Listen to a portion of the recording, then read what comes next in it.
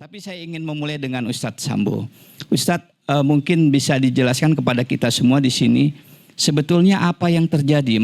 Mengapa Prof. Amin Rais yang dikenal seorang intelektual, tokoh reformasi yang sangat dihormati, tiba-tiba tanpa ada angin hujan mengeluarkan pernyataan yang sangat serius, yang dianggap sangat sensitif, dan kemudian sempat mendapat respon yang sangat keras dari pemerintah yang walaupun kemudian belakangan agak menurun serangan terhadap Pak Amin Rais. Mudah-mudahan Ustadz bisa menjelaskan sebetulnya apa yang terjadi, Ustadz. Terima kasih, Ustadz. Silakan, Ustadz.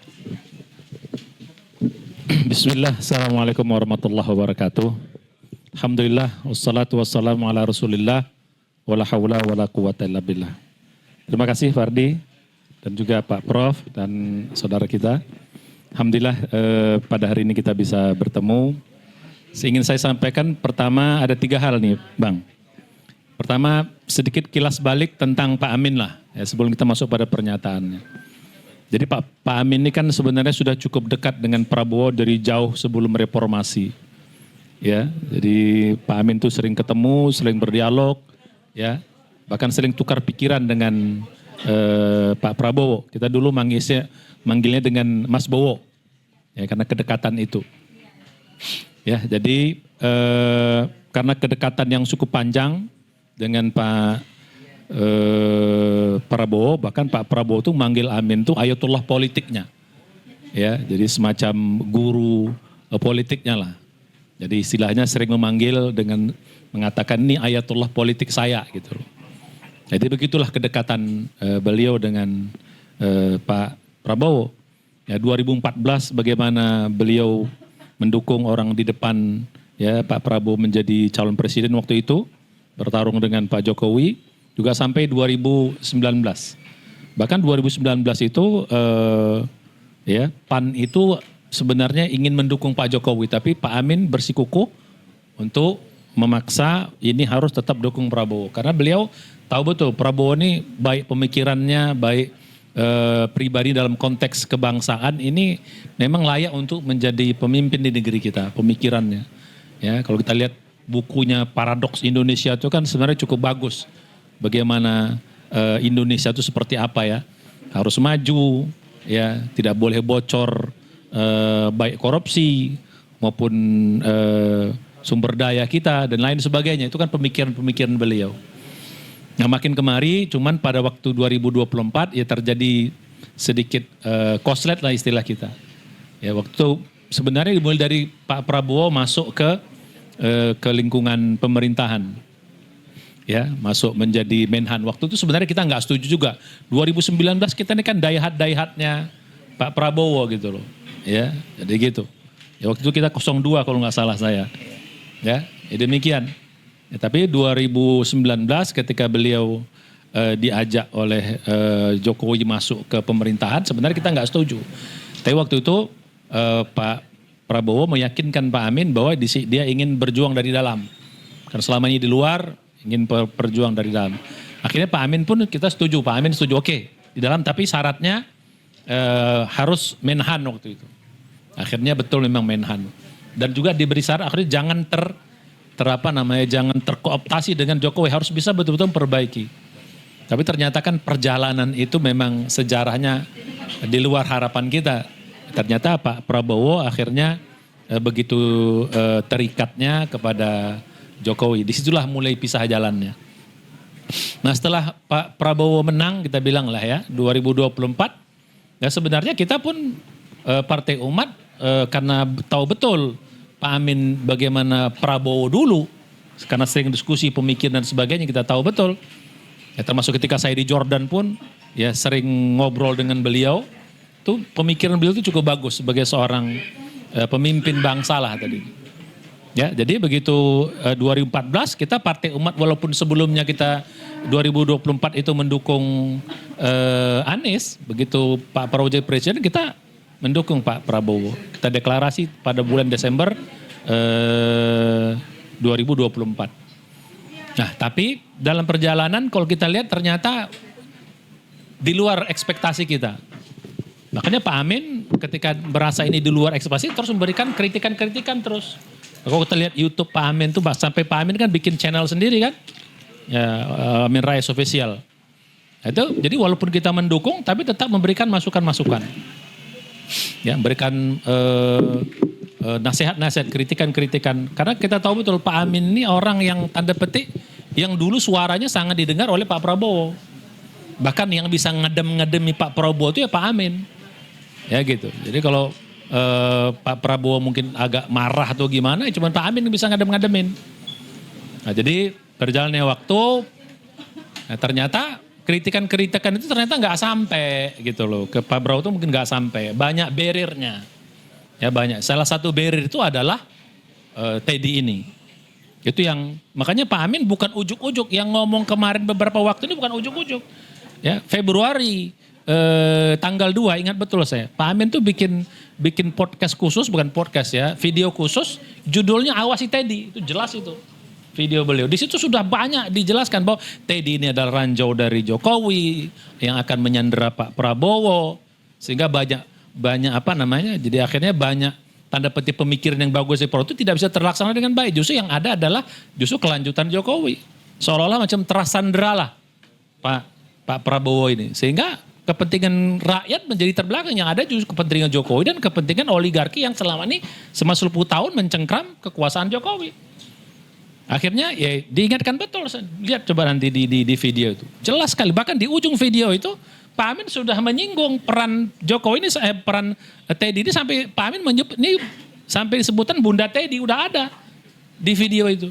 Silakan dibuka. Ya 2 Februari. Ya, ini bukan promosi tapi kan untuk mana? Jadi ini bukan ujuk-ujuk gitu. Udah diingatkan betul ini berbahaya. Baik dari sisi, makanya nanti saya akan bicara pada yang kedua, level yang kedua sebenarnya masuk pada yang kedua. Tadi yang pertama ini sebagai sejarah. Yang kedua ini pada poin Pak Amin ini sebenarnya tidak ada urusan dengan pribadi Teddy sebenarnya, nggak ada urusan. Cuman ini menjadi pintu masuk yang selama ini sudah diingatkan berkali-kali tapi nggak ngeh juga istana ini kan gitu. Ya, kritik-kritik yang sebenarnya sudah berapa kali disampaikan, bukan hanya Pak Amin, banyak tokoh bangsa sudah menyampaikan. Termasuk bagaimana peran Teddy ini yang sudah sangat berkuasa, seperti dikatakan apa istilahnya Perdana Menteri lah, atau Luhut yang kedua lah, Menteri serba apa namanya? Segala urusan, ya, Menteri segala urusan. Jadi begitu. Ya kita kan tahu, ya Pak Prabowo ini kan tidak pernah bawa HP. Jadi HP itu kan banyak dipegang oleh ajudan, terutama ya Teddy ini. Jadi kan sortir hal yang baik sebenarnya harus sampai kepada Pak Prabowo kan tidak sampai. Di sinilah concernnya Pak Amin itu.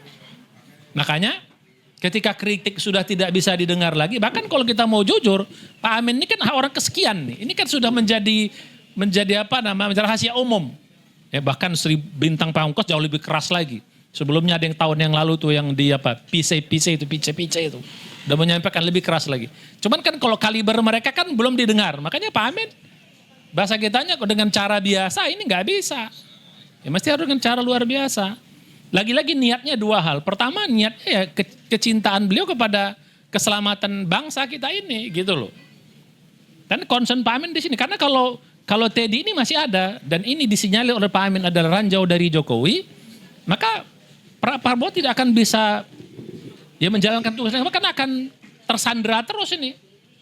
Kan Maaf kita Ustaz, tahu. mungkin kalau soal niat saya dan kita semua percaya bahwa seorang Amin Rais memiliki niat yang kita akui. Yang menjadi pertanyaan publik, Pak Amin begitu firm dan percaya diri dengan quote unquote tuduhan yang sifatnya sangat privat itu. Ya saya sebutlah, beliau kan menyebut kaum Sodom yang masa lalu. Pertanyaannya apakah beliau memiliki data yang diyakini kebenaran oleh Pak Amin atau bagaimana? Ya nanti itu yang terakhir akan Oke, saya sebutkan. baik. Jadi biar runtut.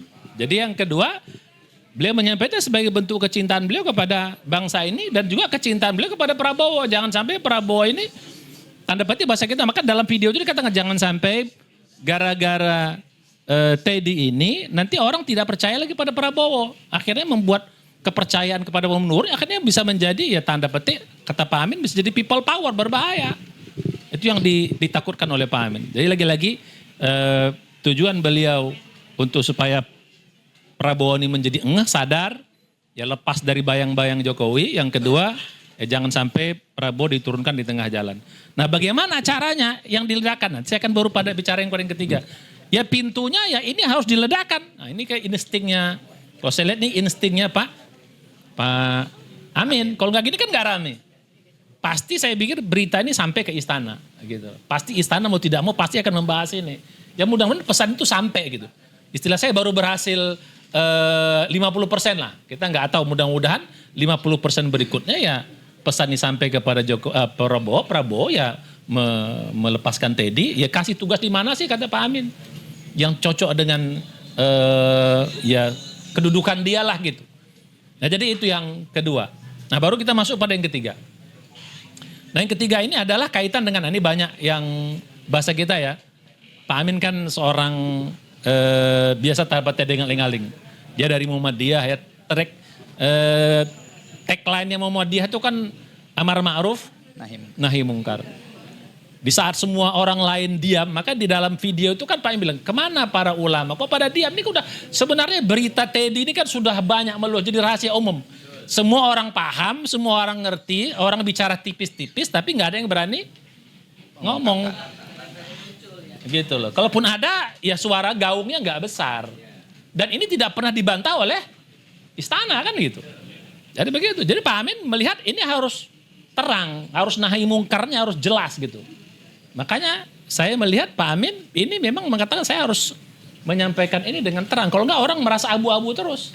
Ini adalah konsep satu nahi mungkarnya Pak Amin. Dan kita tahu dari dulu Pak Amin memang orangnya tanpa tedeng-aling kalau menyampaikan kebenaran itu. Jadi itu dari satu-satu. Ya, jadi nahi mungkarnya dikedepankan. Sementara orang banyak nyari aman, ya beliau ya harus menyampaikan kebenaran. Ya para ulama kan pada takut juga. Ini gimana nanti nih, gimana kan gitu. Saya akan bahas di ujung itu. Nah yang kedua, bahwa karena ini sudah meluas dan berita di istana tidak pernah membantah ini dan merasa aman-aman saja. Bahkan kalau kita lihat peristiwa terakhir yang di Paris itu kan sebenarnya sangat, ya banyak orang sudah mengindikasi apa ini gitu. Seorang presiden merayakan ulang tahun yang bukan siapa-siapa sampai di Paris. Yang katanya hotelnya berapa tuh? 200 berapa? 200 sekian juta gitu yang Masya Allah. Nauzubillah lah. Nah jadi begitu. Maka yang sisi ini Pak Amin melihat bahwa ini sudah terang-terangan dinampakkan di mata kita. Tapi kenapa orang nggak ada yang ngomong? Gitu loh. Kenapa orang nggak ngomong? Gitu. Ini mesti harus ada yang meledakkan. Maka Pak Amin ya mengambil risiko itu. Ya tidak populer, dia harus sampaikan itu. Nah, tapi yang ketiga di sini, Pak Amin kan orang ngerti agama. Ini saya ingin di sini. Apa yang dia sampaikan sebenarnya tidak bertentangan dengan agama sebenarnya. Kata orang ini fitnah. Ini apa? Berbahaya, nampakkan bukti. Apa bukti ininya gitu loh. Bukti apa namanya? Saksi 4 bukti. Nah, ini di sini perbedaannya. Banyak ulama juga kurang paham. Antara gay dengan liwat itu dua hal yang berbeda. Gay itu adalah orientasi seksual. Gitu loh. Ketertarikan seseorang laki-laki kepada laki-laki itu ketertarikan orientasi seksual yang kita anggap menyimpang tanda petik kalau di Indonesia. Kalau di luar negeri kan itu udah gak ada masalah gitu. Kita dianggap menyimpang. Jadi berbeda dengan liwat. Liwat itu adalah memang ya harus ada 4 orang saksi. Sama seperti saksi zina. Harus 4 orang saksi, laki-laki yang adil. Jadi dua hal yang berbeda. Jadi antar orang gay itu belum tentu melakukan perbuatan liwat atau perbuatan kaum Nabi Nuh itu. Jadi berbeda. Jadi begitu. Nah, bukti-buktinya kalau saya ngelihat ya, secara umum Pak Amin bilang ini bisa dibuktikan secara kejiwaan, bisa kok. Teman-teman mohon fokus sini ya. Ya bisa dibuktikan. Ya kita tinggal panggil ahli kejiwaan lah, ahli apalah gitu. Ya, kita melihat dari perilaku Teddy yang kita lihat seperti yang apa kemayu lah, perilaku bagaimana hubungan dengan Prabowo itu sebenarnya sudah bisa dianalisa gitu loh. Jadi firm betul Pak Amin yakin ini sudah bisa dikatakan orang ini gay. Makanya Pak Amin kan ketika menyampaikan itu kan selalu dimulai dari awalnya kan sudah beredar rumor kan begitu dulu Pak Amin. Dibuka dengan itu, bukan ujuk-ujuk berarti. Cuman Pak Amin berani mengatakan dengan terang, tidak pakai diduga. Kalau wartawan kan diduga atau apa lagi istilahnya. Ditengarain. Supaya nggak kena delik gitu. Ya, supaya nggak kena delik. Tapi Pak Amin kan kalau pakai gitu kan orang nggak akan ya harus terang aja ini dia yakin betul bahwa ini keyakinan beliau gitu loh. Kalau istilah kata siapa? Panji itu apa ya? Menurut keyakinan saya, gitu kan? Mens rea. Iya. Makanya ketika Pak Amin ada yang waktu pas lagi kita di Jogja itu Munas dulu, Pak Amin gimana ketika di pengadilan? Saya yakin betul kata Pak Amin. Bisa dibuktikan, saya panggil ahli-ahli. Nah, yakin betul Pak Amin dengan ungkapan itu. Nah, karena pertama ungkapannya itu tidak sama dengan fitnah dalam konteks liwat. Kalau kita katakan orang liwat, ini ya Pak, ini kan bahasa agama ya. Liwat itu adalah perbuatan laki-laki berzina dengan laki-laki. Itu dalam bahasa agama namanya liwat. Itu kalau kita menuduh orang kamu liwat, itu harus bawa 4 orang saksi yang melihat betul. Nah, itu baru betul kalimat itu. Jadi ini hal berbeda. Makanya ulama-ulama suka karena ya belum tahu menganggap, ini harus ada saksi, beda.